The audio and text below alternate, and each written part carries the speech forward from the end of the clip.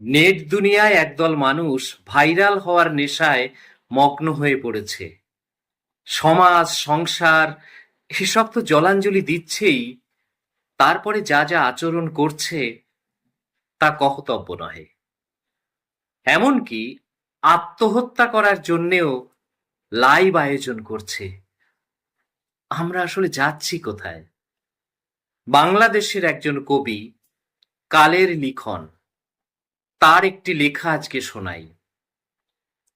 আলম মিয়া মলম বেচে, সিদ্দিক মিয়া চোর, ভাইরাল হতে মগ্ন সবাই, নেট দুনিয়ার ঘোর। হাতে হাতে টেলিভিশন, ভিডিওতে মন, হাতে হাতে টেলিভিশন, ভিডিওতে মন, আত্মহত্যা করতেও এখন লাইভ আয়োজন।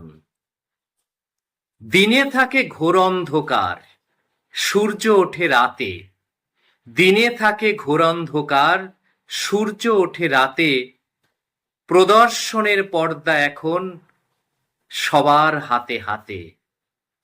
স্বরে এখন স্বর বসে না, স্বরে এখন স্বর বসে না, ভুল হয়ে যায় সুরে।